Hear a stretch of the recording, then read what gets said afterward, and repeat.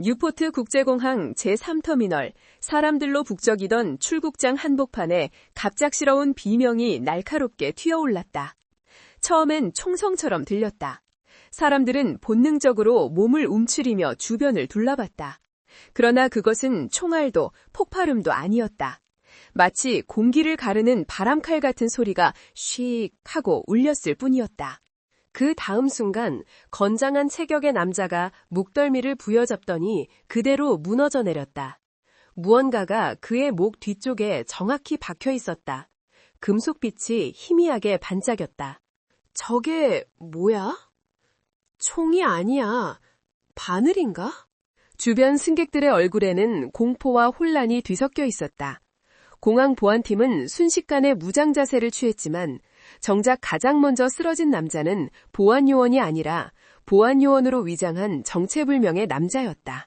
그리고 주변은 숨죽여 한 방향을 바라보기 시작했다. 터미널 구석, 사람들의 흐름에 섞여 있던 한 한국인 여성이 서 있었다. 평범한 외모, 평범한 키, 수수한 점퍼, 여행용 배낭 하나. 하지만 그 손에는 작은 한방도구 파우치가 들려 있었다. 그녀의 이름은 한서윤, 24살. 누구도 예상하지 못했지만 곧 이 여성의 정체가 전 세계 뉴스에 등장하게 된다. 그때까지만 해도 서윤 자신조차 알지 못했다. 불과 2시간 후 본인이 어떤 선택을 해야 하는지. 사건 2시간 전, 평온했던 오후 1시, 서윤은 뉴포트 국제공항 출국대기 좌석에 조용히 앉아 있었다. 1년간의 교환 연구 생활을 마치고 마침내 한국으로 돌아가는 날이었다. 하지만 얼굴에는 기대보다 묘한 불안이 서려 있었다. 이번엔 잘했던 걸까? 서윤은 손에 든 오래된 한 영사전을 천천히 넘겼다. 구겨진 모서리, 땀에 젖은 흔적, 잦은 사용으로 바랜 글자들. 1년 동안 영어를 이해하기 위해 필사적으로 사용한 흔적들이 그대로 담겨 있었다. 바로 옆좌석에서 금발의 여성 한 명이 말을 걸었다. Excuse me, 이 자리에 사람 있어요? 서윤은 놀라 사전을 더듬으며 대답했다. 아니요, 없어요. 억지로 짜낸 어색한 영어. 그러나 금발 여성은 따뜻하게 웃으며 말했다. 한국 분이세요? 저 한국 드라마 좋아해요. 네, 감사합니다. 서윤은 어색하게 웃었다. 이런 평범한 대화조차 1년 동안 쉽지 않았다. 사실 그녀의 미국 생활은 온통 오해와 불편함으로 가득했다. 카페에서 주문할 때마다 들리던 한숨 섞인 표정. 실험실에서 교수조차 그녀의 서툰 영어를 지적하던 날들. 말보다 손이 먼저 나가는 성향 때문에 오히려 기술은 뛰어난데 설명을 못해서 능력을 인정받지 못했던 날들. 특히 어떤 교수의 말이 아직도 그녀의 귀에 남아 있었다. Technique is good, but communication is terrible. You need English, not needles. 그날 서윤은 아무 말도 하지 못한 채 얼굴을 붉힐 수밖에 없었다. 그러나 한국에서는 달랐다. 그녀는 천재 침술가로 불렸다. 어릴 적부터 아버지의 한의원에서 환자를 돕고 대학교에서도 줄곧 수석을 놓치지 않았다. 그녀가 침을 놓으면 환자의 표정이 순식간에 편안해지는 것이 특징이었다. 한서윤의 손끝엔 신기한 감각이 있다는 말이 나올 정도였다. 하지만 미국에서는 영어 못하는 동양인 학생 이상도 이하도 아니었다. 서윤은 목을 가다듬고 다시 가방을 열었다. 아버지가 건네준 한의학 도구들이 조용히 빛났다. 각종 침, 부항, 그리고 매우 특별한 장침. 이건 우리 집안의 전통이다. 언젠가는 네가 쓸 날이 올 거야. 아버지의 말이 떠올랐다. 처음에는 왜 이런 무거운 전통 도구를 들고 미국까지 와야 하는지 몰랐다. 하지만 이제는 조금 알 것 같았다. 그것들은 단순한 도구가 아니라 서윤이라는 존재를 지탱해주는 뿌리이자 자존심이었다.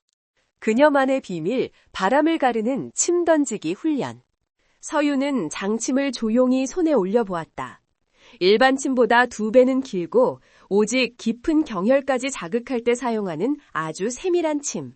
어릴 적 아버지와 산에 갈 때마다 그녀는 한 가지 독특한 훈련을 받았다. 숨을 들이마시고 목표만 바라보라. 한치의 흔들림도 없이.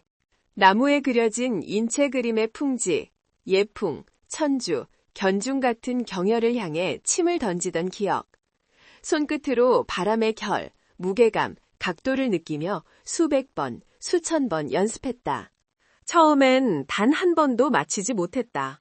하지만 어느 순간부터 마치 몸이 먼저 경혈을 기억하는 것처럼 침은 정확한 위치로 향했다. 미국 사람들은 이 얘기를 들으면 대부분 이렇게 말했다. 침을 던져? 마치 닌자 아니야? 그건 의학이 아니라 무슨 무협소설 같은데? 서유는 그 말에도 설명할 영어가 없어 웃기만 했다. 그러나 오늘 그녀는 그 기술을 그 어떤 날보다 정확하게 사용하게 된다. 방송으로 울려 퍼진 경고. 서유는 시계를 보았다. 탑승까지 아직 2시간이 남아 있었다. 터미널을 느긋하게 거닐기로 있다. 면세점, 화장품 매장, 기념품 숍을 지나던 중 한 서점 앞에서 발걸음이 멈췄다. 중국 전통의학 서적 코너. 내용 대부분은 한의학과 유사하지만 서윤이 보기에 틀린 부분이 많았다. 경혈 위치가 완전 어긋났는데.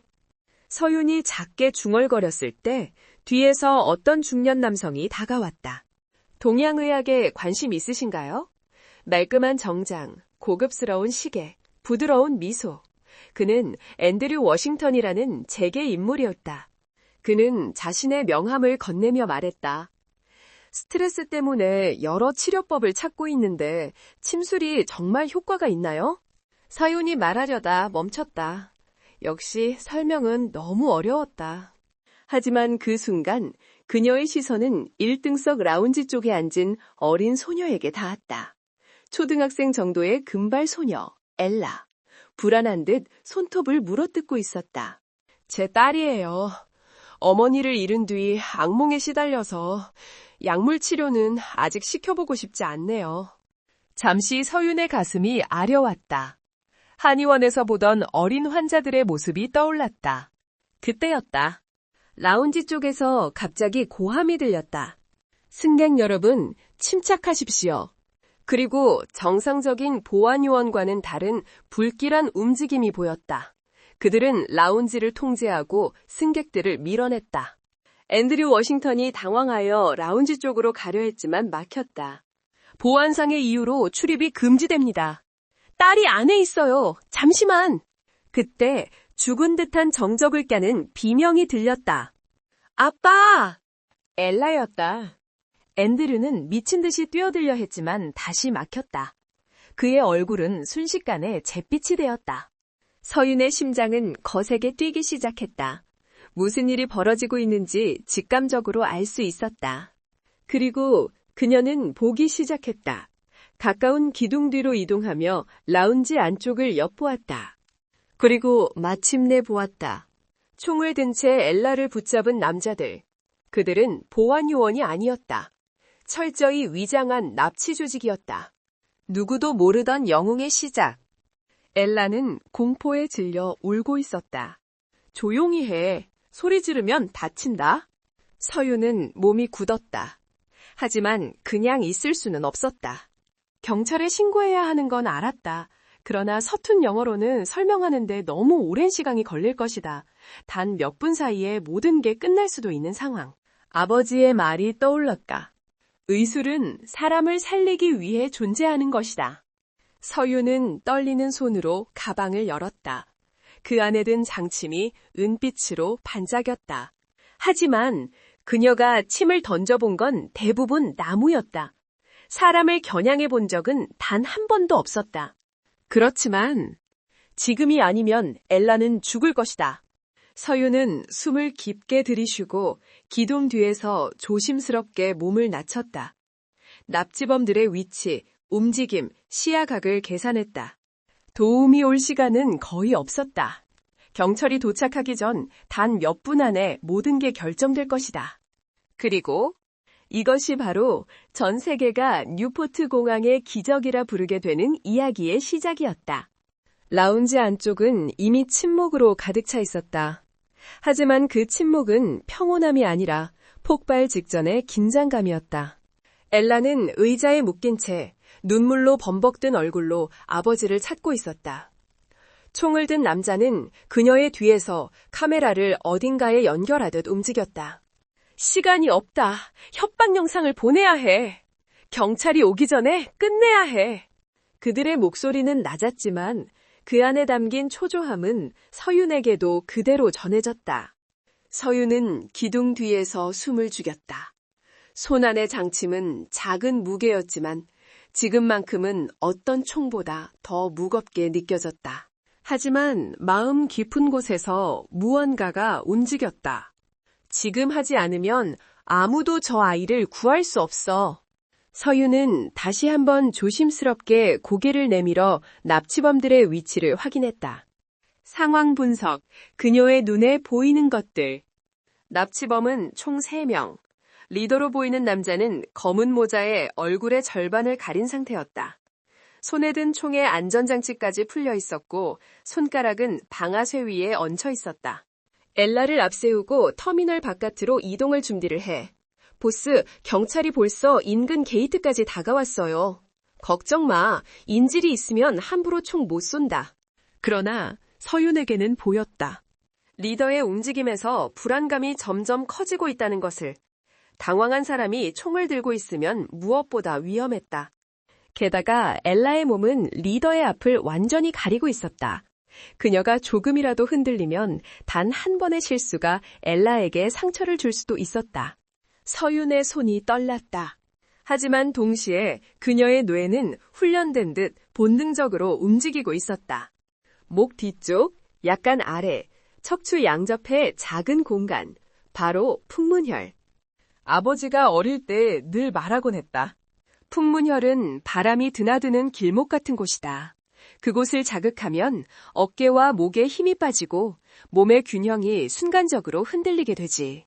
그 말이 뇌리에 떠올랐다. 저 위치 지금이라면 가능하다. 떨리는 손끝에서 다시 떠오른 아버지의 가르침. 서윤은 장침을 손에서 굴려보며 아주 작은 숨을 들이켰다. 손끝이 떨려서는 안 됐다. 난 할 수 있어. 하지만 동시에 한 가지 무서운 생각이 머리를 스쳤다. 혹시 실패하면? 혹시 엘라가 다치면? 혹은 공항 전체가 혼란에 빠지면? 그때 또 하나의 기억이 떠올랐다. 어릴 때 산에서 훈련을 하던 어느 날, 아버지는 뜻밖의 말을 했다. 서윤아, 침은 사람을 살리는 도구이지 상처를 내기 위한 무기가 아니다. 하지만 누군가가 위험에 처했을 때 니더 움직이지 않으면 아무도 도와줄 수 없을 때가 있다. 그 말은 당시에는 너무 무겁게 느껴져 이해하지 못했다. 하지만 지금 그 의미를 온몸으로 깨닫고 있었다. 아버지, 제게 용기를 주세요.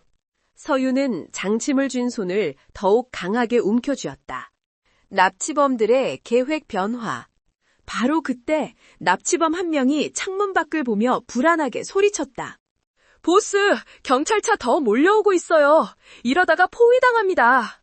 리더의 입술이 비틀렸고 눈빛이 더욱 혼탁해졌다. 그렇다면 계획을 바꾼다. 그는 엘라의 팔을 더욱 세게 잡아 끌었다. 이 아이를 방패로 삼아서 게이트로 향한다. 비행기까지 도달하면 끝이야. 하지만 보스, 조용히 해. 시간 없다. 엘라가 비명을 질렀다. 아빠 도와줘.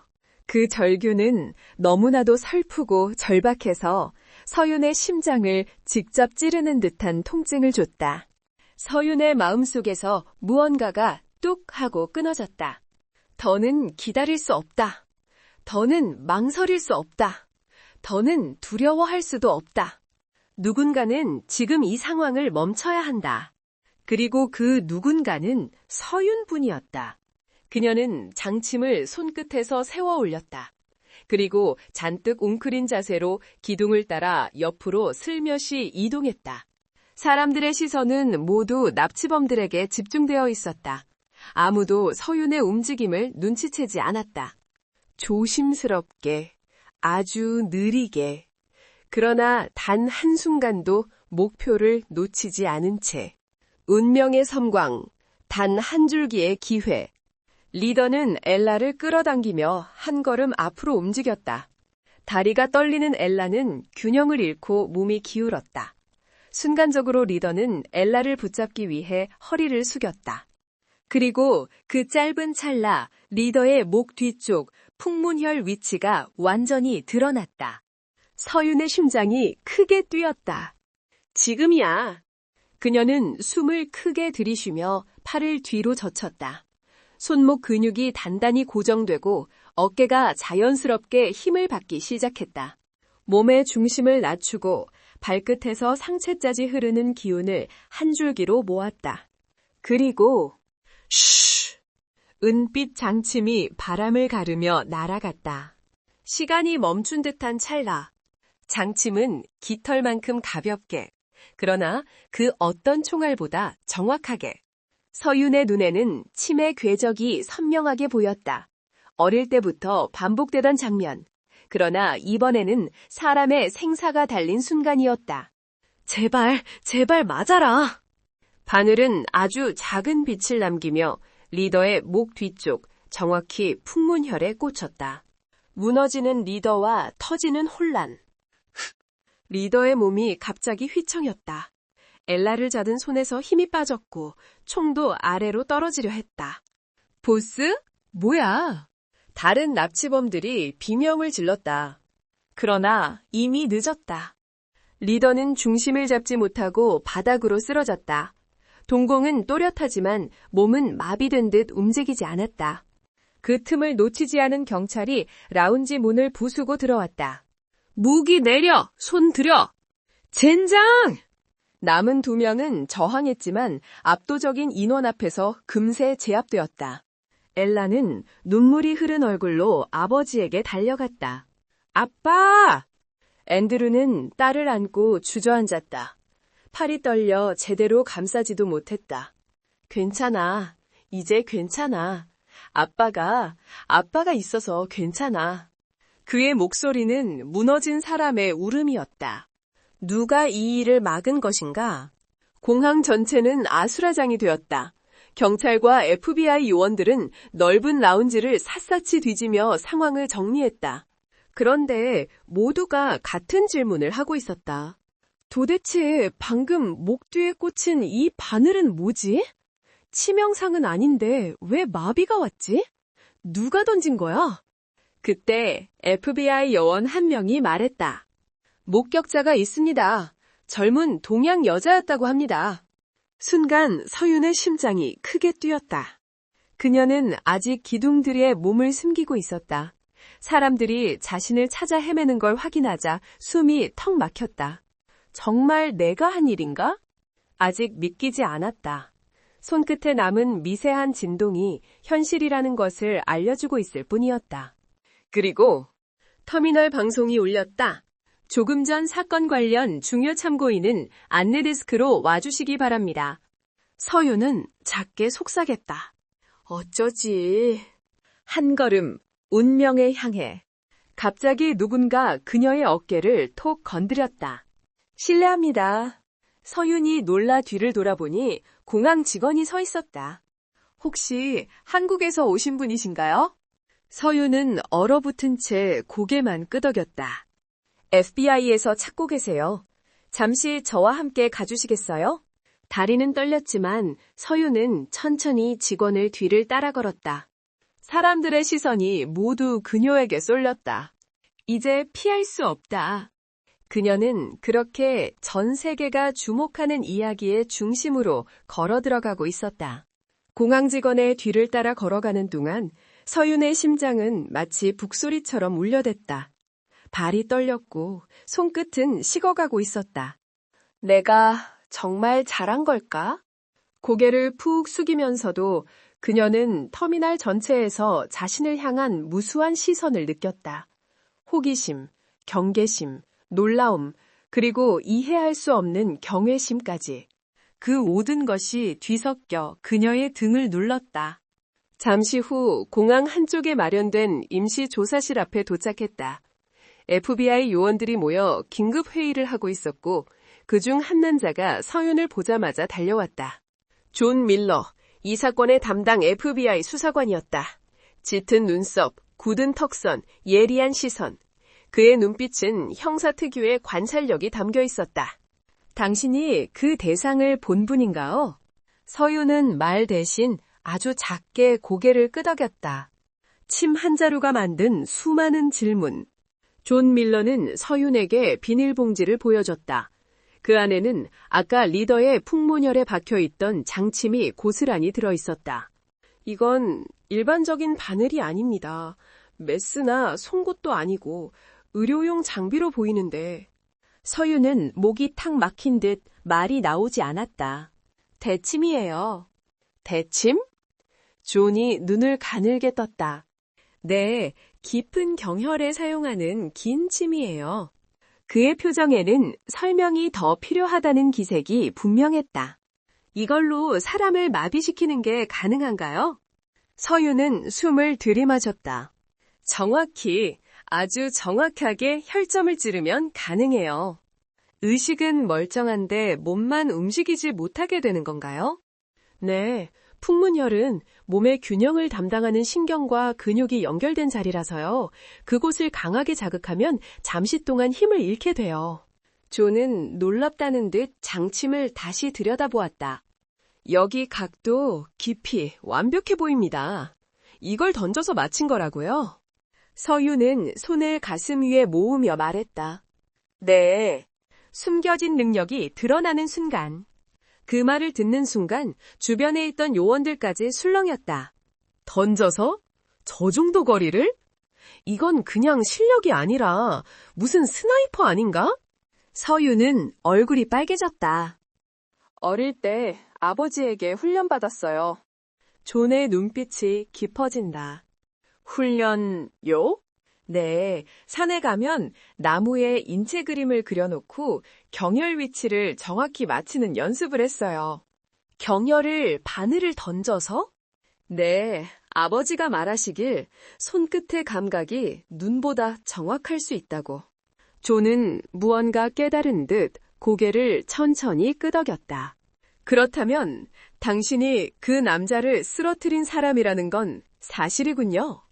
그 순간 공기가 얼어붙었다.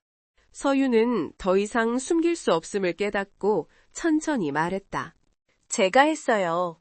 전환되는 분위기, 몰려드는 사람들. 침묵. 그 자리에 있던 모든 법집행관들이 서윤을 바라보며 놀라움을 드러냈다. 정말 미쳤군. 저 정도 정확도면 특수부대 출신도 힘들어. 짐작도 못한 반응이었다.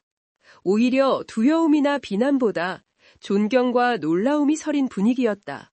그리고 그 사이로 누군가 서둘러 들어왔다.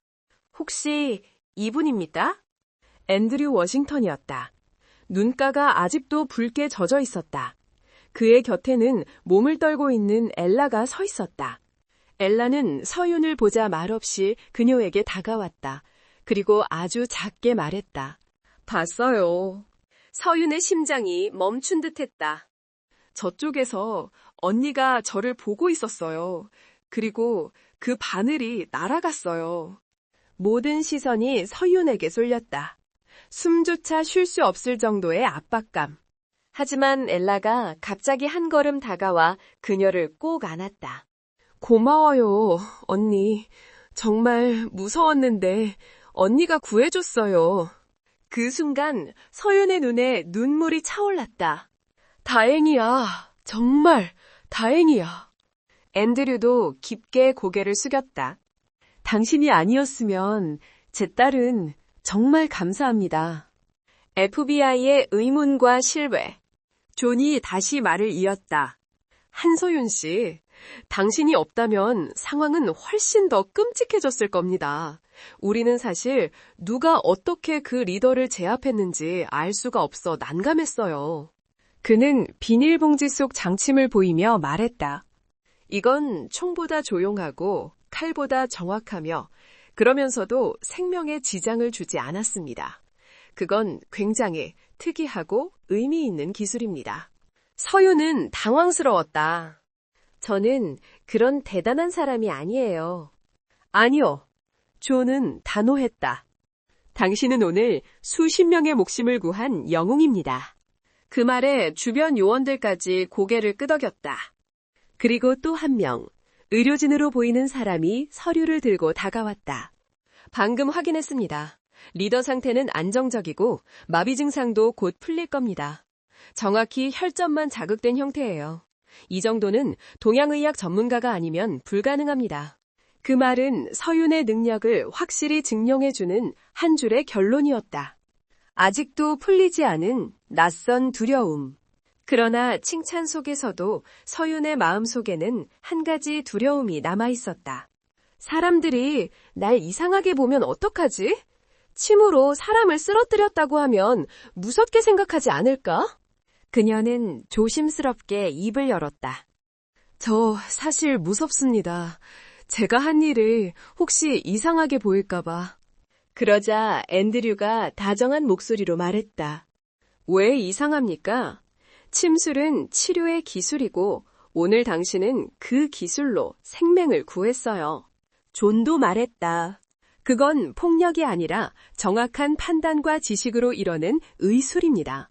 우리는 그런 사람을 존중합니다. 그 말에 서윤의 어깨에서 힘이 조금 빠졌다. 새롭게 시작되는 존중. 엘라가 서윤의 손을 꼭 잡았다. 언니, 무섭지 않아요. 언니는 정말 멋있어요. 서윤은 엘라의 작고 따뜻한 손을 느끼며 깊게 숨을 들이쉬었다. 그리고 마침내 그녀는 자신이 한 일을 인정하기로 결심했다.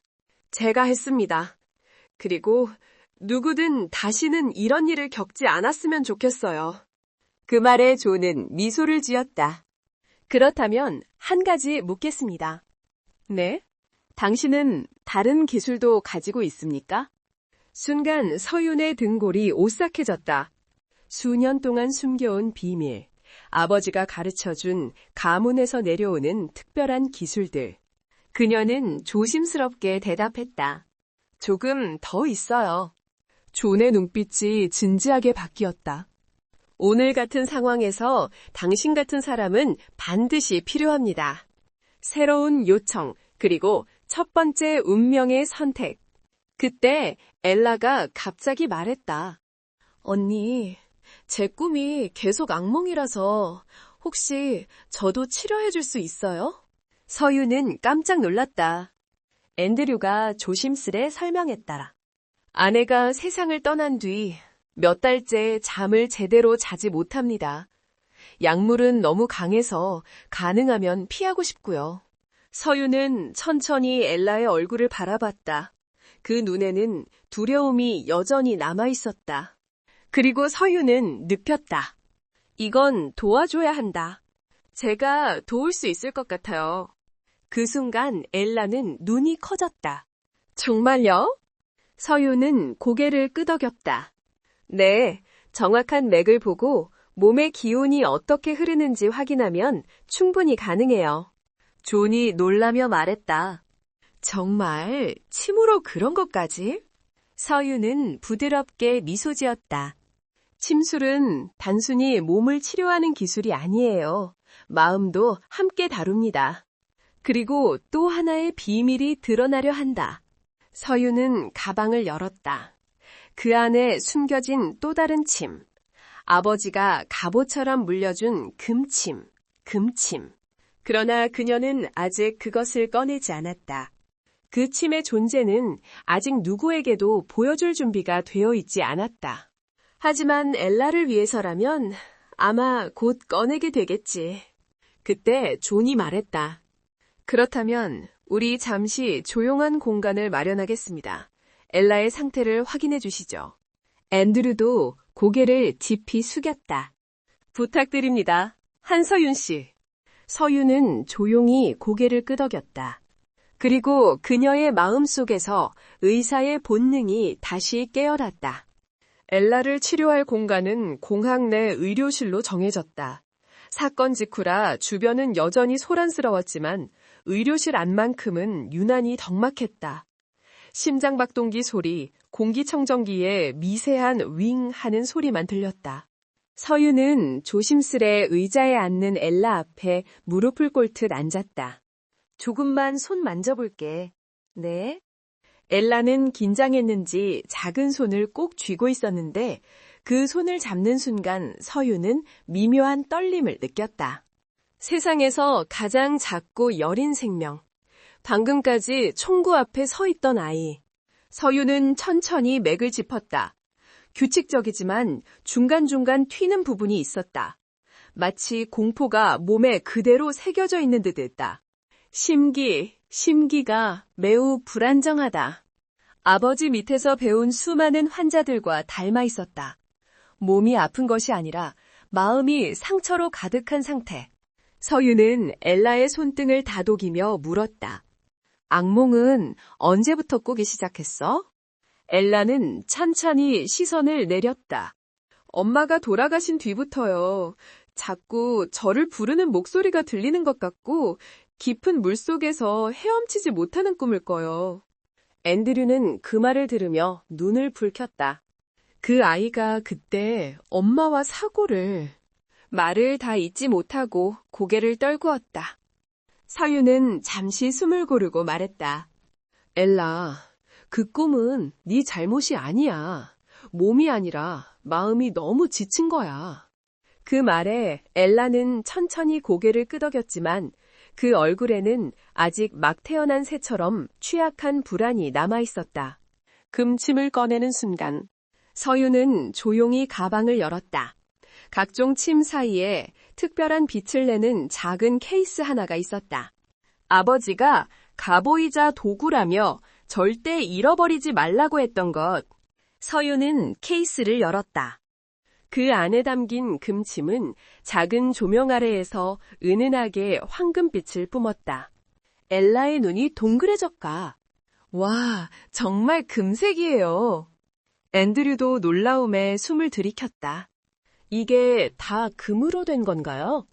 네, 오래된 전통 방식이에요. 금은 기온이 흐르는 길을 잘 잡아줘요. 서유는 조금 더 자기 목소리를 조심스럽게 낮췄다. 그리고 정말 중요한 환자에게만 사용하는 침이에요. 엘라가 조용히 물었다. 그럼 저는 중요한 사람이에요? 서유는 미소 지었다. 그럼 아주 중요한 아이야. 엘라의 눈에 눈물이 차올랐다.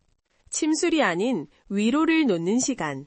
서유는 먼저 엘라의 손목 근처에 신문혀를 찾았다. 감정을 안정시키는 가장 중요한 자리. 조금 차가울 수 있어. 아프지 않으니까 걱정하지 마. 네. 금침은 아주 부드럽게 피부에 들어갔다. 모르는 사람이 보면 그냥 얹은 것처럼 보일 정도로. 엘라의 어깨가 살짝 흔들렸지만 곧 이완되며 힘이 빠졌다. 따뜻해요. 응, 그건 네 몸이 스스로 숨을 고르는 거야. 이어 서유는 머리 윗부분에 백회열을 찾았다. 잡념을 비워주는 가장 중심 자리. 침이 정확한 각도로 들어간 순간 엘라의 눈동자가 부드럽게 흔들렸다. 그리고 아주 작은 목소리가 흘러나왔다. 엄마 목소리가 멀어지는 것 같아. 그 말에 옆에서 듣던 앤드류의 숨이 멈췄다. 그는 입을 막았다. 아버지로서 딸이 얼마나 고통스러웠는지 매일 알 수 없었다. 서유는 부드럽게 말했다. 이제 괜찮아. 네 마음은 조금씩 괜찮아질 거야. 금침을 한 자리씩 모두 놓고 난 뒤 서유는 10분 정도 엘라를 살폈다. 엘라는 어느 순간 편안하게 눈을 감고 있었다.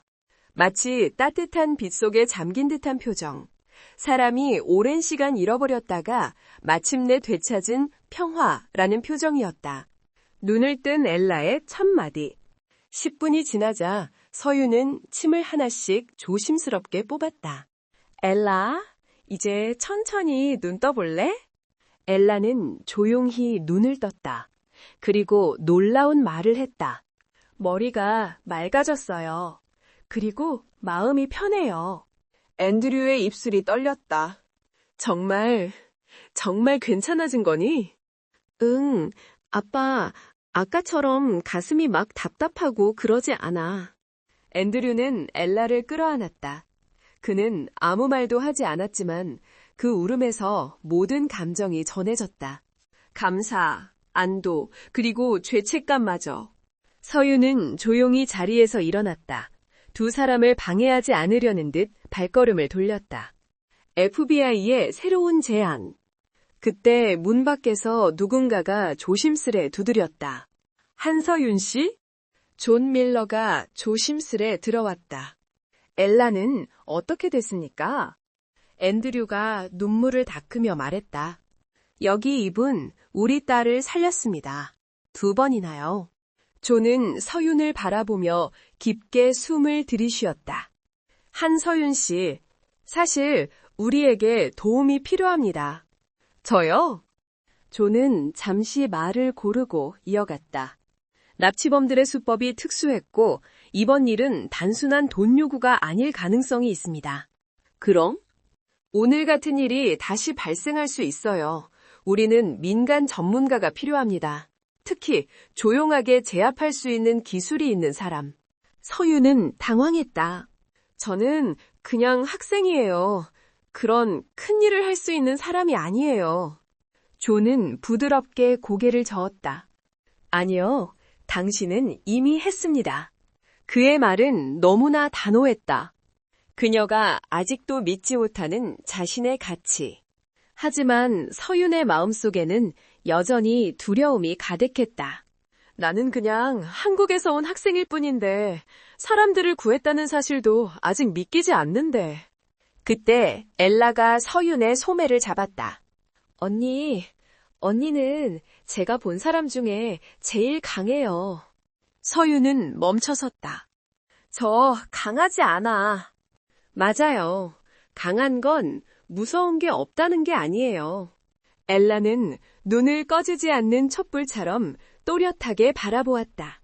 무서워도 누군가를 위해 움직이는 사람, 그게 진짜 강한 사람이래요. 우리 엄마가 그랬어요. 그 말은 서윤의 마음을 깊게 흔들었다. 마치 오래 닫혀있던 문이 엘라의 한마디로 조금 열리는 듯했다. 기자들이 몰려오기 시작하다. 그 순간 의료실 바깥이 갑자기 시끄러워졌다. 바로 여기가 그 침술 영웅이라는 한국 여성이 있다던데? 언론에 공개된 CCTV에 바늘이 날아가는 모습도 찍혔다던데? 도대체 어떻게 사람을 바늘로 제압한 거지? 기자 몇 명이 플래시를 터뜨리며 몰려들려 했다. 경비가 막긴 했지만 벌써 입구는 소란스러웠다. 서유는 뒷걸음질 쳤다. 저 이런 거 익숙하지 않아요. 존이 말했단. 그래서 우리가 보호하려고 합니다. 언론을 잠시 차단할 테니 당신이 원할 때만 공개하겠습니다. 앤드류도 말했다. 당신은 세상에 알려질 만한 일을 했어요. 하지만 그것도 당신의 선택입니다. 서유는 잠시 엘라를 바라보았다. 그리고 앤드류를, 그리고 존을. 그들의 눈에서 진심을 읽을 수 있었다. 선택의 시간, 처음 느끼는 존중. 한서윤 씨. 존이 마지막으로 말했다. 당신의 능력은 단순한 침술이 아닙니다. 우리는 당신 같은 사람을 필요로 합니다. 단 한 번의 실수가 수많은 생명을 잃게 할 수 있는 현장에서 당신의 정확함은 어떤 무기보다 강력합니다. 그리고 조용히 덧붙였다. 당신을 정식 자문으로 초대하고 싶습니다. 서유는 숨이 막혔다. 그녀는 한 번도 이런 제안을 받아본 적이 없었다. 한국에서도 미국에서도 아무도 그녀의 가치를 알아보지 않았다. 그러나 지금은 여기 있는 사람들이 그녀를 필요한 존재로 바라보고 있었다. 그녀는 아직 대답을 하지 않았다. 서유는 깊게 숨을 들이쉬었다. 고맙습니다. 하지만 지금은 생각할 시간이 필요해요. 존은 고개를 끄덕였다. 물론입니다. 원하는 만큼 시간을 가지세요. 엘라가 다시 서윤의 손을 잡았다. 언니, 이제 어디 가요? 서윤은 부드럽게 말했다. 조금만 쉬었다가 그리고 나서 생각해 볼게. 엘라는 아쉬운 표정이었지만 고개를 끄덕였다. 의료실을 나서는 순간 그녀의 마음속에서 무언가가 자라났다. 서유는 조용히 의료실 문을 열었다. 바깥에서는 여전히 기자들과 사람들, 그리고 경찰의 소란이 이어지고 있었다. 하지만 그 소란을 보며 서유는 조금 다르게 느꼈다. 공포면 가득했던 아까와 달리 지금은 묘한 책임감과 가능성이 느껴졌다. 그녀의 내면에서 내가 할 수 있는 일이 이렇게 많았을까? 라는 새로운 의문이 싹트고 있었다. 그리고 그것은 이후 그녀의 인생을 완전히 바꿀 씨앗이었다. 의료실 문을 닫고 바깥으로 나오는 순간 서유는 눈이 부신 플래시 세례와 혼란스러운 웅성거림을 맞았다. 저기다, 저 사람이야. 바늘로 테러리스트를 제압한 한국 여성 맞죠? 한마디만 해주세요. 어떤 기술을 사용한 겁니까? 경비들이 기자들을 막아섰지만 사람들의 관심은 이미 폭발적으로 쏠리고 있었다. 서유는 순간적으로 뒤로 물러섰다. 본능적으로 숨고 싶었다. 이렇게까지 주목받고 싶었던 건 아닌데. 하지만 그때 뒤에서 익숙한 목소리가 들렸다. 괜찮아요, 한사윤 씨. 우리가 옆에 있어요. 존 밀러였다. 그 옆에서 앤드류와 엘라도 서윤에게 힘을 실어주듯 서 있었다. 앤드류가 다정하게 말했다. 기자들은 우리가 막을 테니 걱정하지 마세요. 서윤은 조용히 고개를 끄덕였다. 그들의 눈빛에서 보호라는 감정을 느낄 수 있었다. 갑자기 몰려오는 사람들. 그러나 그때 터미널 반대편에서 누군가 소리쳤다. 저분이 맞아요. 한의학으로 사람을 치료한다던 한국 여성. 순식간에 사람들 몇 명이 서윤 쪽으로 몰려왔다. 허리를 짚은 채 절뚝이는 중년 남성. 두통을 호소하며 이마를 문지르는 여성. 팔에 통증이 있다며 보호대를 낀 젊은 청년. 여기저기서 목소리가 터져나왔다. 저도 좀 봐주세요. 나도 허리 아파요. 저는 어깨가 3년째 아파요. 제발 한 번만. 혹시 오늘만 가능하나요? 서유는 얼떨떨했다.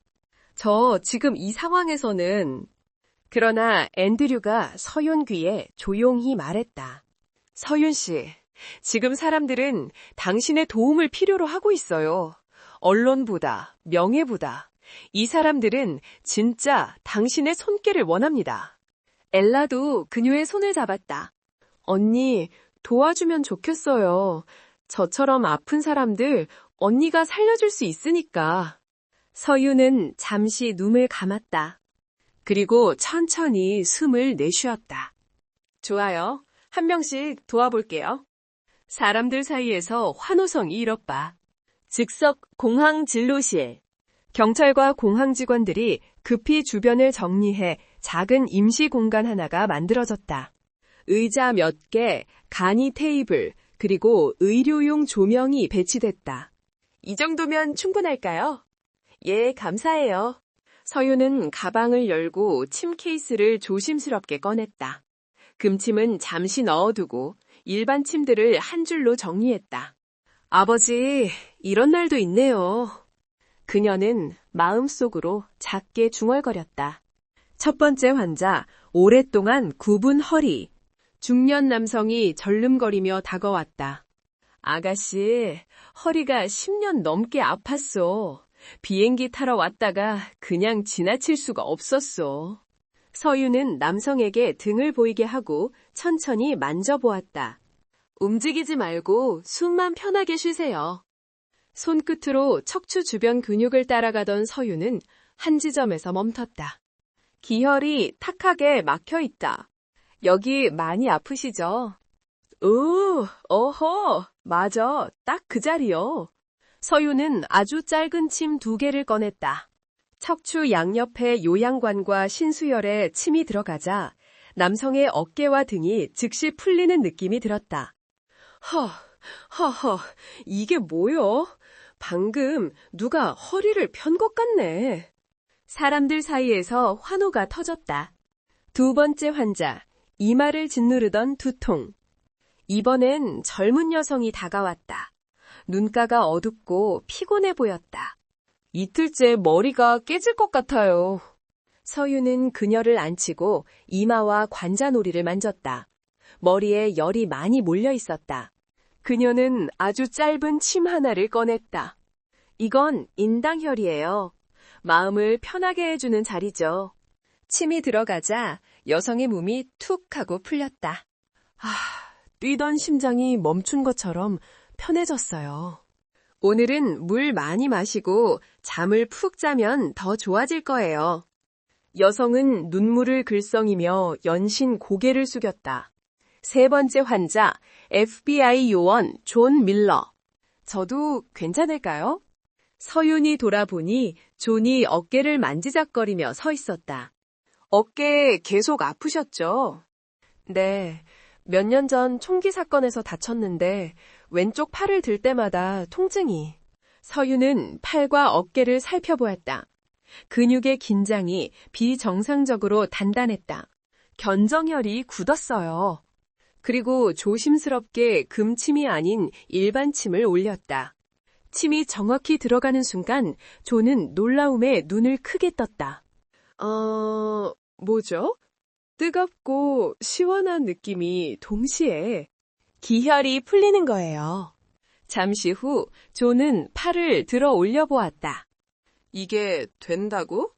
그는 마치 기적을 본 사람처럼 서윤을 바라보았다. 당신은 정말 대단한 분이군요. 늘어난 환자들, 끝없이 이어지는 도움의 손길. 한 사람이 좋아지면 사람들은 더 몰려왔다. 저도요. 저는 발목이 아파요. 허리랑 목이 둘 다 아파요. 불면증이 심합니다. 서윤은 한 명, 또 한 명, 땀을 흘리며 집중해서 치료했다. 어깨가 아픈 사람, 손목이 굳은 사람, 호흡이 가쁜 사람. 마치 오래된 시계의 톱니바퀴를 하나씩 고치듯 그녀는 침으로 사람들의 고통을 하나씩 풀어냈다. 사람들은 환호하고 감탄하고 손을 모아 감사해했다.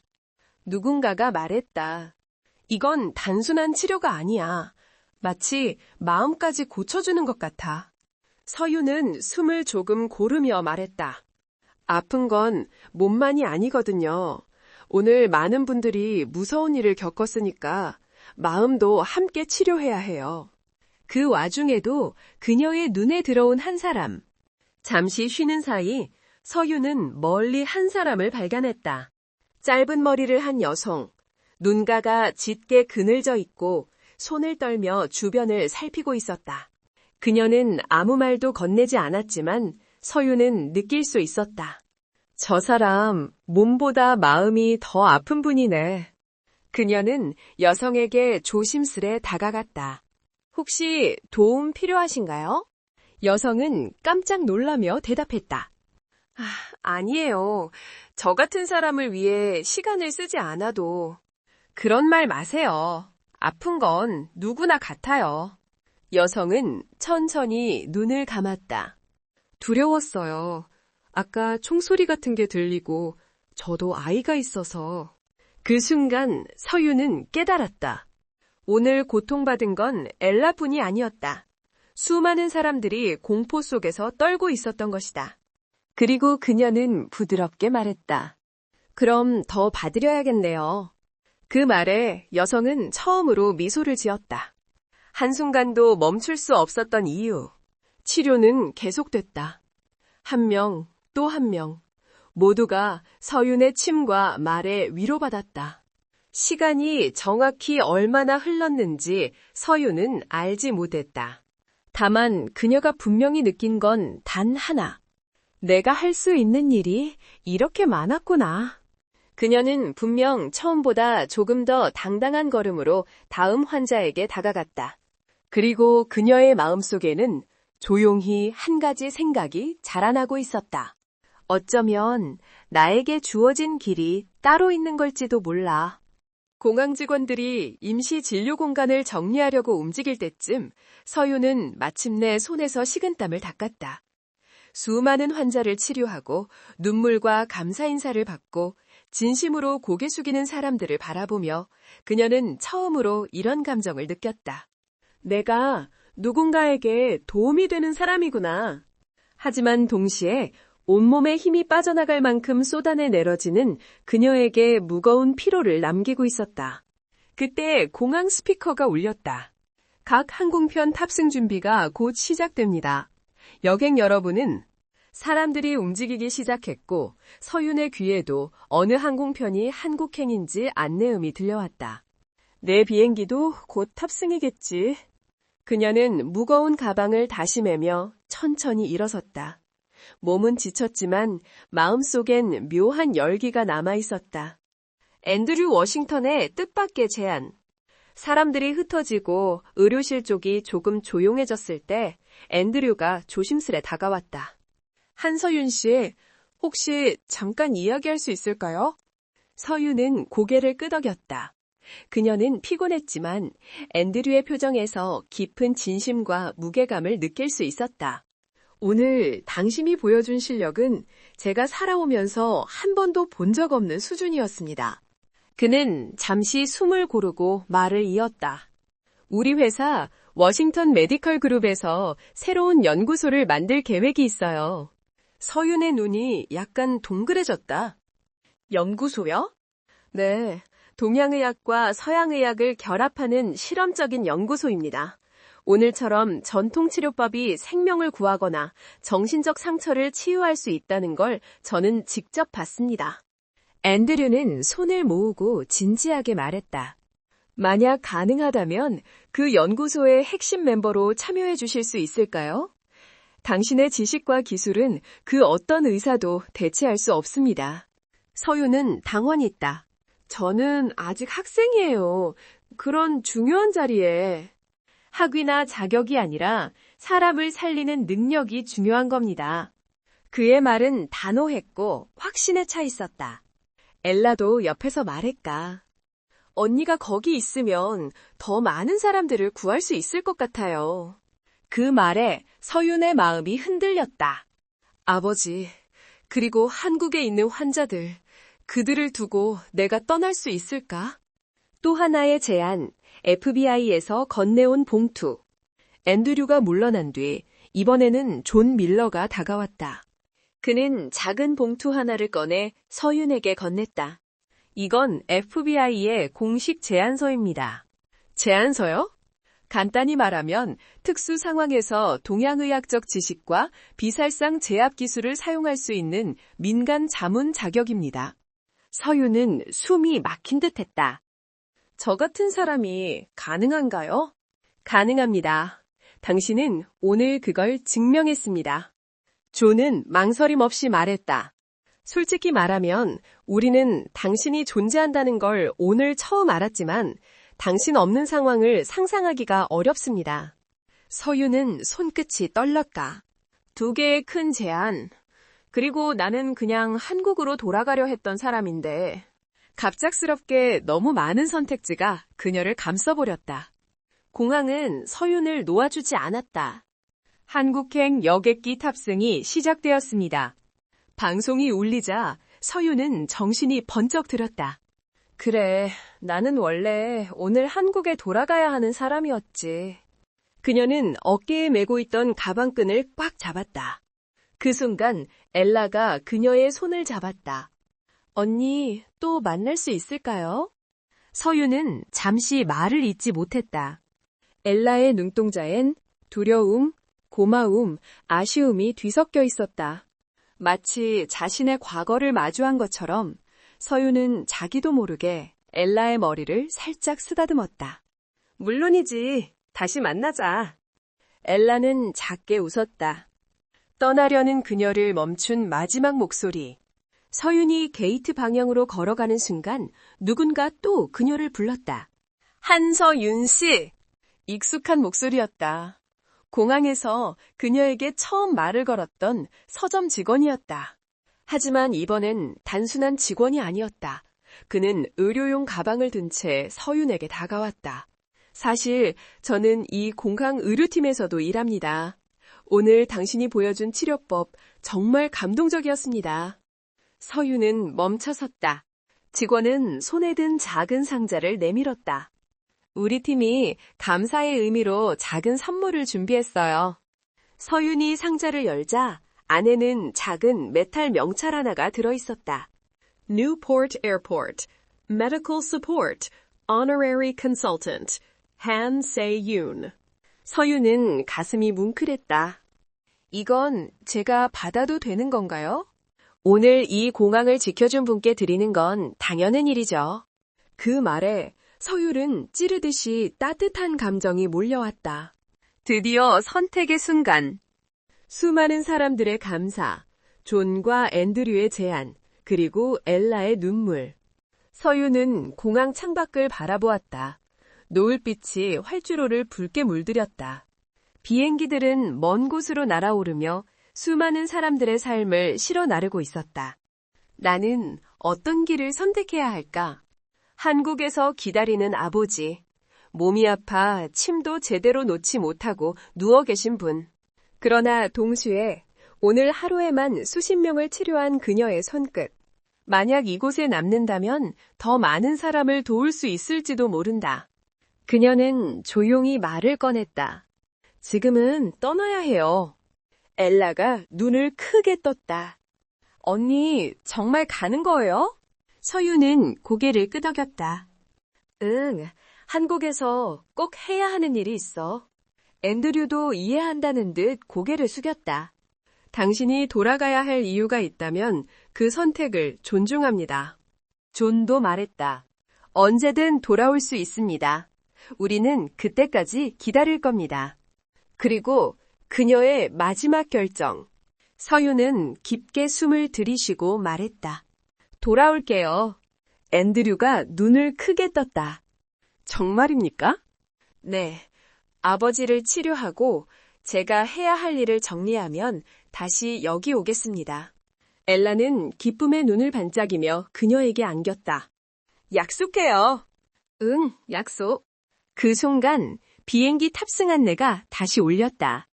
뉴포트 서울행 항공편 최종 탑승을 시작합니다. 서유는 사람들에게 인사하며 게이트로 걸어갔다. 발걸음은 단단했고 마음은 이전보다 훨씬 가벼웠다. 이별이 아니라 새로운 시작을 예고하는 걸음처럼. 비행기 창가에서 찾아온 확신. 비행기에 앉자 창밖에서는 활주로의 불빛이 반짝였다. 서유는 눈을 감았다. 엘라를 구한 순간, 수많은 사람들의 상처를 치료한 손끝, 그리고 그들이 보내준 따뜻한 시선들. 그 모든 순간이 그녀의 내면 깊은 곳을 흔들었다. 나는 단순히 침을 배우는 학생이 아니야. 나는 사람을 살리는 의사였어.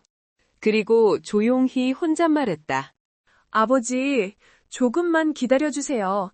제가 곧 돌아갈게요. 비행기는 서서히 하늘로 떠올랐다. 그녀를 한국으로 데려가고 또다시 미국으로 돌아오게 만들 운명을 향해. 비행기가 구름을 헤치고 한국 상공으로 진입했을 때 서유는 창가에 이마를 가볍게 기대고 있었다. 밤공기가 깔린 서울은 조용히 반짝이고 있었고 그 아래에서 누군가 그녀를 기다리고 있다는 사실이 가슴 한쪽을 먹먹하게 만들었다. 아버지, 곧 만나러 갈게요. 비행기는 착륙했고 서유는 천천히 공항 밖으로 걸어 나왔다. 공항 문이 열리자마자 익숙한 냄새가 코끝을 스쳤다. 김치찌개 냄새 섞인 한국 공기. 모든 것이 그립고 따뜻했다. 그녀는 곧장 병원으로 향했다. 아버지가 치료받고 있는 재활센터는 도심에서 조금 떨어진 곳에 있었다. 침상 위에 아버지. 병실 문을 열자 희미한 침실등 아래에서 아버지가 누워 있었다. 얼굴은 예전보다 쇠약해졌지만 여전히 한 의사로서의 따뜻함이 남아있는 표정이었다. 아버지. 서윤이 조용히 다가가자 아버지는 눈을 떠 딸을 바라봤다. 서윤인가? 그 목소리는 쉬어 있었지만 딸을 알아보는 기쁨이 가득했다.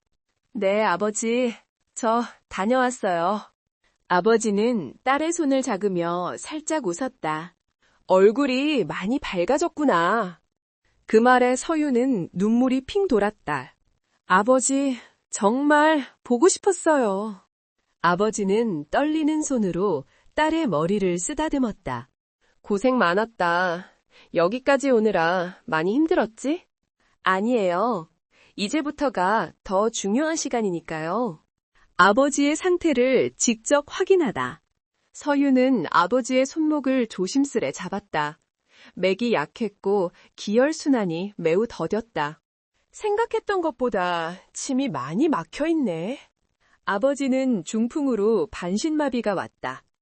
한의학적 관점으로 보면 기혈 흐름이 크게 막혀 근육이 굳고 몸의 균형이 무너진 상태였다. 서유는 마음을 가다듬고 말했다. 아버지, 오늘부터 제가 치료해드릴게요. 아버지는 천천히 고개를 저었다. 힘들 텐데 괜찮겠니? 서유는 단호하게 말했다. 이걸 위해서 제가 미국에 간 거예요. 그 말에 아버지는 더 이상 아무 말도 하지 않았다. 다만 눈가가 젖어갔다. 첫 번째 치료, 딸의 손끝에서 시작된 기적. 서유는 가방에서 침대를 꺼냈다. 미국 공항에서 사람들을 살리던 도구들. 그리고 마지막으로 가장 조심스럽게 금침 케이스를 꺼냈다. 아버지가 보자마자 놀란 듯 말했다. 그 침을 여기서 쓰려는 게냐? 네, 아버지는 제게 가장 소중한 분이니까요. 아버지의 눈빛이 흔들렸다. 그래, 해보거라. 서유는 깊게 숨을 들이쉬고 아버지의 팔과 어깨, 다리에 있는 주요 혈들을 차근차근 찾았다. 괜찮아요, 아버지. 아프지 않아요. 침이 하나씩 들어가자 아버지의 굳어있던 관자놀이가 조금 풀렸다. 금침이 마지막으로 들어갈 때 서유는 속삭였다. 이 침은 아버지가 제게 물려준 갑오예요. 오늘 그 의미를 돌려드릴게요. 손끝에서 은은한 따뜻함이 느껴졌다. 마치 침이 아니라 딸의 마음이 그대로 전해지는 듯 했다. 10분 후 서유는 침을 모두 제거했다. 아버지, 손 한번 움직여보세요. 아버지는 떨리는 손을 천천히 올려보았다. 그리고 눈이 크게 흔들렸다. 어라? 조금 올라가는구나. 서유는 눈물을 참으며 말했다. 돼요, 아버지. 우린 할 수 있어요. 조금씩 매일 좋아질 거예요. 아버지는 목이 메인 듯 말했다. 고맙다. 정말 고맙다. 소문은 이미 한국에서도 퍼져 있었다. 아버지를 돌보고 병원을 나가는 길, 서유는 핸드폰을 켜보았다. 수십 개의 알림이 한꺼번에 터졌다.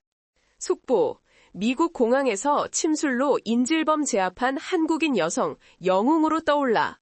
뉴스 인터뷰 요청, 침 전문가 한서윤 씨 귀국 소식 확인.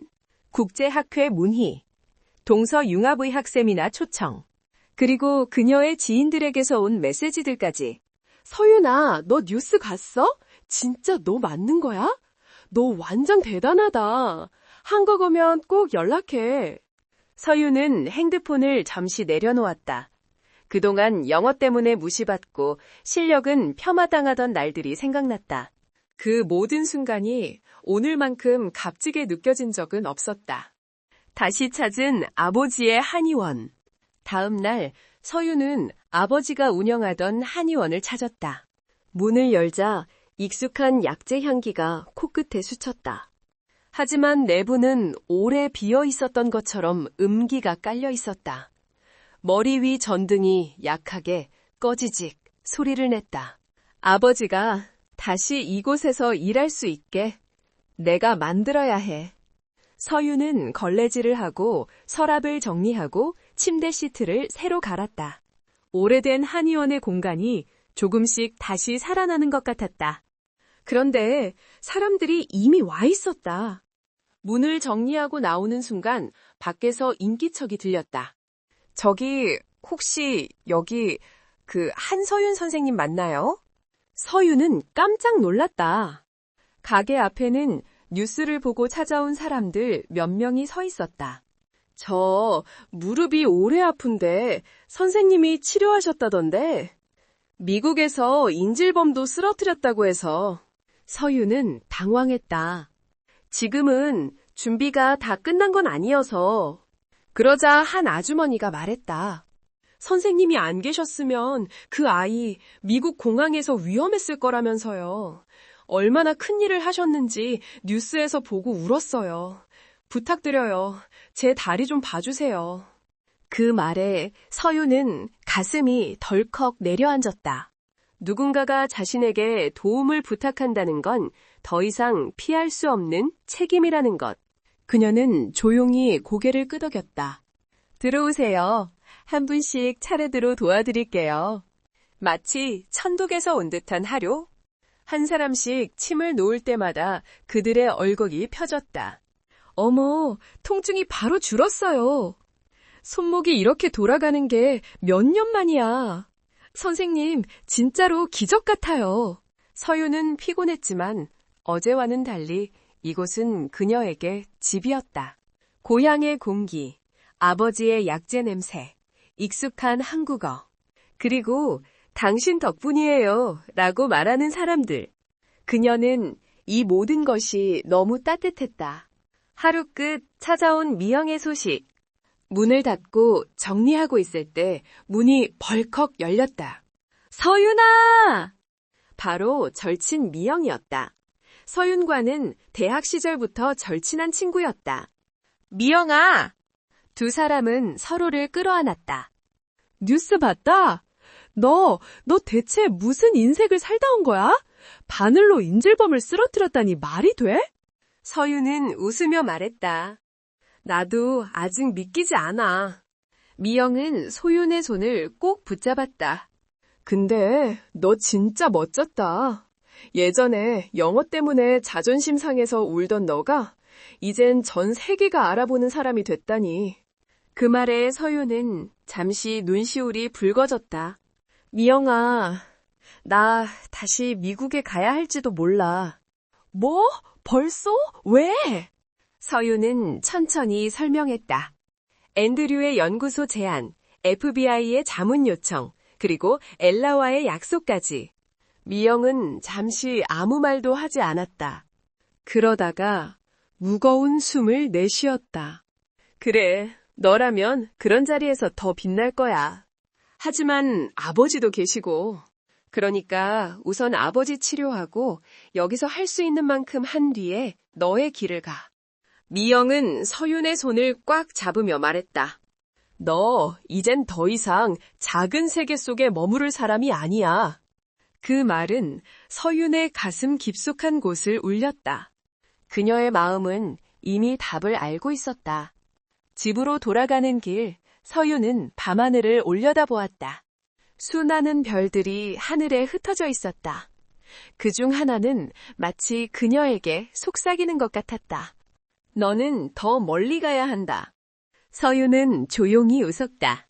그리고 속삭였다. 응, 조금만 기다려. 내가 곧 다시 미국으로 갈게. 그녀는 이미 자신의 길을 알고 있었다. 아버지의 치료는 매일 조금씩 진행되었다. 침 하나, 뜸 하나, 기운의 흐름을 따라가는 작은 변화들. 그러나 그 변화는 놀라울 만큼 분명했다. 일주일이 지나자 아버지는 스스로 팔을 어느 정도 올릴 수 있게 되었고, 보름이 지나자 걷기 보조기까지 사용할 수 있게 되었다. 아버지, 오늘은 어제보다 더 움직여졌어요. 그래, 너 덕분에 다시 살아나는 기분이다. 아버지는 딸을 자랑스럽게 바라보았다. 그 눈빛에는 말로 다 표현할 수 없는 감정이 담겨 있었다. 이제 됐어. 더 가도 괜찮다. 그 사실을 알게 된 날, 서윤의 마음속에는 이미 하나의 결론이 자리 잡고 있었다. 어느 날 오후 다시 걸려온 국제전화. 쉴 틈 없이 진료를 보고 있던 어느 날 전화기가 울렸다. 플러스 미국 번호? 서윤은 급히 전화를 받았다. 한서윤 씨, 앤드류 워싱턴입니다. 아, 회장님! 연구소 준비가 거의 끝났습니다. 당신이 오기만 하면 모든 팀이 합류할 수 있어요. 그리고 잠시 머뭇거리더니 덧붙였다. 그리고 한 가지 더. 네? 브라이튼 의과대학에서 연락이 왔습니다. 당신을 동서융합의학 특별초빙 교수로 모시고 싶다고 하더군요. 서유는 말을 잃었다. 브라이튼 의과대학. 미국에서 가장 혁신적인 의학 연구기관 중 하나. 제가 그런 자리를 받아도 되는 사람일까요? 이미 충분히 증명했습니다. 사람을 살리고 위계를 막고 새로운 의학의 가능성을 보여준 사람에게 세상은 기회를 주게 되어 있습니다. 그 말은 그녀의 가슴을 벼락처럼 흔들었다. 엘라가 많이 보고 싶어 합니다. 한국어 공부까지 시작했어요. 정말요? 네, 당신에게 받은 용기와 희망이 그 아이에게 새로운 세계를 열어주었죠. 서유는 휴대폰을 천천히 내려놓았다. 마음은 이미 대답하고 있었다. 이제 돌아갈 때야. 아버지의 마지막 응원. 그날 저녁 서유는 아버지에게 조심스레 말했다. 아버지, 저 미국에 다시 가보려고 해요. 아버지는 놀라지 않았다. 그저 조용히 미소만 지었다. 갈 줄 알았다. 정말 괜찮으세요? 아버지는 딸의 손을 잡았다. 서윤아, 넌 처음부터 이 작은 한의원에만 있을 아이가 아니었다. 네가 어디에 있든 많은 사람들에게 도움이 될 운명을 가진 아이다. 그리고 천천히 덧붙였다. 내 걱정은 하지 말아라. 난 이제 스스로도 조금씩 움직일 수 있고 재활도 계속할 거다. 아버지! 아버지는 딸을 바라보며 말했다. 세상이 너를 부르고 있다. 그 부름을 외면하지 마라. 서윤의 눈가가 붉어졌다. 네, 아버지 말씀대로 할게요. 공항에서의 떠남, 그리고 새로운 약속. 미행 비행기가 있는 인천공항. 이번에는 도망치듯 떠나는 것이 아니라 당당하게 준비된 마음으로 떠나는 길이었다. 출국장 입구에서 미영이 울먹이며 말했다. 진짜 간다고? 남미 배낭여행 가는 것도 아니고 너 이젠 세계적인 사람이야? 에이, 무슨 말이야. 아니거든? 너 뉴스에서 보고 나 진짜 소리 질렀어. 저거 내 친구야! 하고. 둘은 크게 웃었다. 그러나 곧 미영이 진지하게 말했다. 서윤아, 네가 어떤 선택을 해도 난 늘 네 편이야. 서윤은 눈물을 참으며 고개를 끄덕였다. 고마워, 미영아. 정말 고마워. 비행기 탑승이 시작되자 서윤은 돌아서며 속삭였다. 이제 정말 시작이라. 다시 미국 브라이튼 의과대학 강단에서 보스턴과 비슷한 분위기의 차분한 도시, 그 속에 자리한 브라이튼 의과대학. 강의실에는 100명이 넘는 학생들이 앉아 있었고 모두가 신기한 눈빛으로 서윤을 바라보고 있었다. 서윤은 첫 강의를 시작했다. 동양의학에서는 몸과 마음을 하나의 흐름으로 봅니다. 기는 단순한 에너지가 아니라 인간이 살아가는 생명 그 자체죠. 학생 한 명이 손을 들었다. 교수님, 인터넷에서 봤는데 침 하나로 사람을 제압하셨다고 진짠가요? 강의실이 술렁거렸다. 서윤은 부드럽게 웃었다. 네, 하지만 중요한 건 그 기술이 아니라 그 기술을 무엇을 위해 사용하는가입니다. 그녀는 학생들을 바라보며 덧붙였다. 의학은 사람을 살리기 위한 것이지 누군가를 다치게 하기 위한 것이 아닙니다. 강의실은 조용해졌고 학생들은 더욱 집중해서 그녀의 말을 들었다. 연구소의 탄생, 서울 브라이튼 통합의학센터. 몇 달 후 앤드류의 지원과 의료진들의 합류로 새로운 연구소가 탄생했다. 건물 외벽에는 금색 글씨로 다음과 같은 문구가 적혔다. Seoul, Brighton, Integrative Medical Lab. 개원식 날 수많은 기자들과 의료계 인사들이 모였다. 동양의학과 서양의학이 결합된 새로운 형태의 연구소입니다. 오늘을 기점으로 미래의학이 한 걸음 더 나아갑니다. 그리고 마지막으로 서윤이 마이크 앞에 섰다. 저는 한국에서 온 작은 한의사 가문 출신입니다. 그러나 이 작은 기술이 사람을 살리고 마음을 치유하고 세계의 격을 넘을 수 있다는 것을 배웠습니다. 사람들은 박수로 답했다. 작은 발걸음 소리. 행사 뒤 연구소 문이 열리며 익숙한 목소리가 들렸다. 서윤 언니! 엘라였다. 조금 더 키가 크고 조금 더 밝아진 얼굴. 그녀는 서윤에게 달려와 꽉 안겼다. 언니, 나 요즘 한국어 공부도 많이 했어요. 안녕하세요. 저는 엘라입니다도 외웠어요. 서윤은 웃으며 말했다. 정말 잘했어, 엘라. 그리고 엘라가 물었다. 언니, 그럼 오늘도 저 조금 봐줄 수 있어요? 서윤은 고개를 끄덕였다. 물론이지. 너는 내 첫 번째 환자니까. 마지막 독백. 그녀는 결국 스스로의 답을 찾았다. 그날 연구실에서 서윤은 금침 케이스를 손끝으로 천천히 쓰다듬었다. 그 침은 이제 한 가문의 유산이 아니라 세계로 향하는 다리가 되었다. 그리고 서윤은 창밖의 노을을 바라보며 작게 속삭였다. 아버지, 저 여기서도 잘 해낼게요. 노을빛이 그녀의 뺨을 비추었다. 그 빛은 한국에서 시작해 미국 공항을 지나 다시 새로운 미래로 향하는 길을 조명처럼 밝혀주었다. 서윤은 느꼈다. 내 안의 가능성은 아직 끝나지 않았다.